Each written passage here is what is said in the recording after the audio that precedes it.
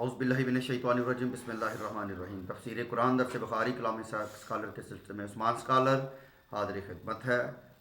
اللہ تعالیٰ ارشاد فرما رہے ہیں، پارہ نمبر پہلا پارہ رکوع نمبر 16 آیت نمبر 137۔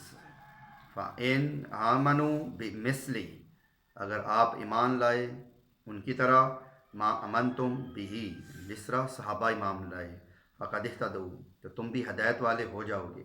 فَإِن تَوَلَّوْا، اگر تم پھر جاؤ گے، فَإِنَّمَا هُمْ فِي شِقَاقٍ، اور شک میں اگر وہ پڑ جائیں گے، فَسَيَكْفِيكَهُمُ اللَّهُ، کافی ہے اللہ ان کو، وَهُوَ السَّمِيعُ الْعَلِيمُ، اور وہ سننے والا اور علم والا ہے۔ صحابہ کرام کی طرح ایمان لانے کی طرف اشارہ کیا جا رہا ہے، اور جو لوگ شک میں پڑ گئے یعنی اختلاف کیا، تو اللہ تعالیٰ ارشاد فرما رہے ہیں میں ان کے لیے کافی ہوں۔ فَسَيَكْفِيكَهُمُ اللَّهُ، اللہ تعالیٰ ان کے لیے کافی ہے۔ وَهُوَ السَّمِيعُ الْعَلِيمُ، اللہ تعالیٰ بہترین تمہاری سننے والا ہے اور علم رکھنے والا ہے۔ تم چھپاؤ یا ظاہر کرو، سب کا سب اللہ تعالیٰ ظاہر جانتا ہے۔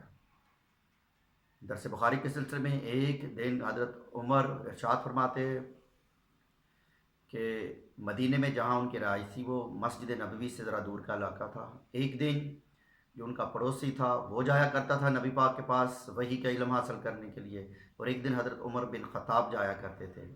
تو ایک دن کیا ہوا، اچانک جو ان کا پڑوسی تھا بنی امیہ بن زید، وہ فوراً آیا، بھگا بھگا آیا، آ کے زبردست طریقے سے حضرت عمر کا دروازہ کھٹکایا۔ حضرت عمر گھبرا کے باہر نکلے اور کہا نبی پاک صلی اللہ علیہ وآلہ وسلم نے اپنی بیویوں کو طلاق دے دی ہے۔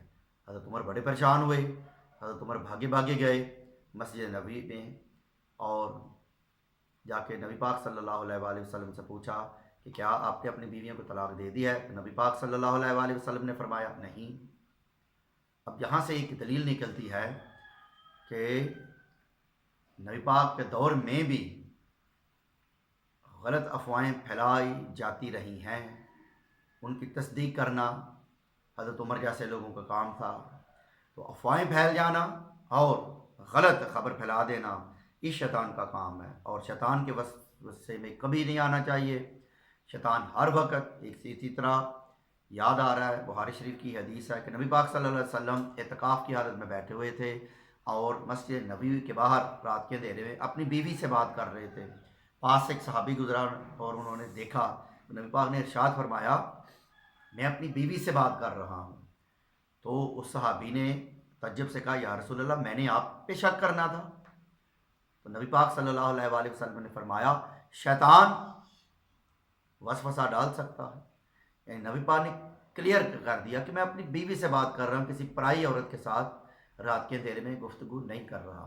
تو یاد رکھیے انسان خطا کا پتلا ہے، اور خطا ہر ایک سے ہو جاتی ہے۔ انبیاء سے بھی خطا ہوئی، نبی گناہ نہیں کرتے، نبی خطا کر جاتے ہیں اور ان کی خطائیں معاف کر دی جاتی ہیں، اور ان کے علاوہ باقی جتنے بھی انسان ہیں وہ تو ہیں ہی خطا کے پتلے۔ تو اللہ تعالیٰ عمل کی توفیق عطا کرے۔ لائک کیجیے، سبسکرائب کیجیے، دوستوں کو شیئر کیجیے۔